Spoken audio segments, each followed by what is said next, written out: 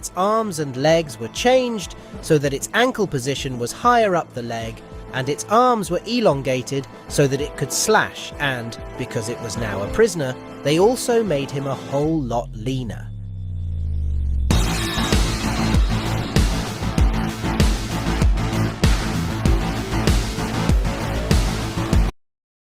Elevate your game with 22-bit. Dive into...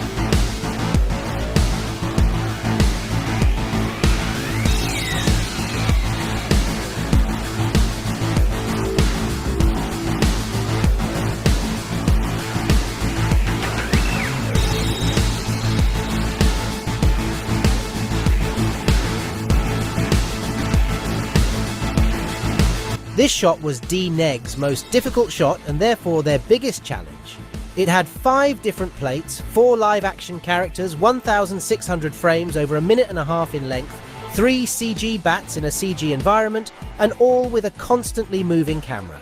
From the roto and prep, to the body and camera tracking and stitching of the multiple plates, to specific animation of the bats and EFX, this complex shot took 5 months to complete.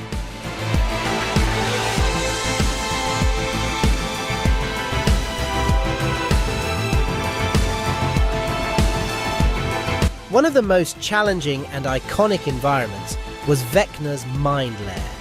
Rodeo FX built close to 200 shots in that environment. It was a real challenge to come up with an environment covered by spires, fog, and sudden infinite storms.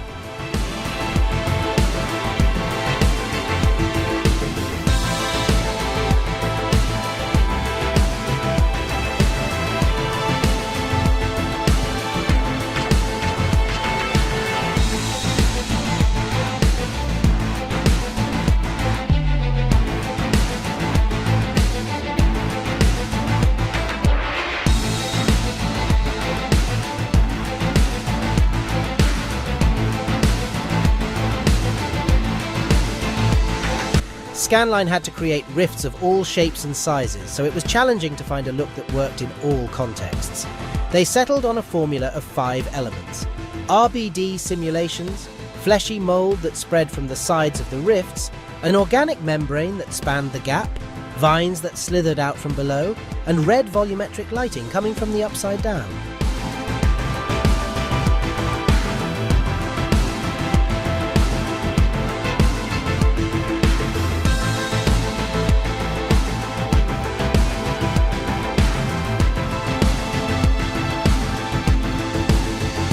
The Mind Lair was actually a semi-practical set, so Rodeo took a procedural approach based on the LiDAR scan of that practical set. This way, they were able to keep the look and feel of it while generating a seemingly infinite environment.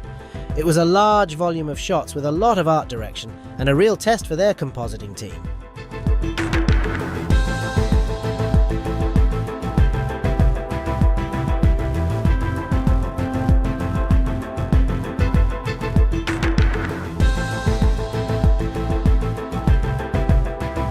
Vecna started out as concept artwork that was digitally sculpted and adapted to fit Jamie Bauer's physical dimensions.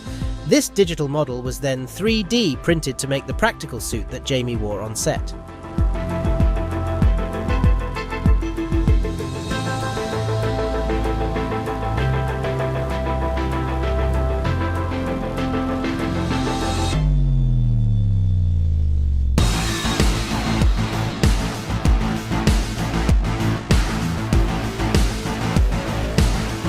This scene was actually shot without reference points or stand-ins to play the Demogorgon, so the animation team had to animate their digital asset in order to make it coincide with the camera movements, the timing, and the choreography of what they shot on set.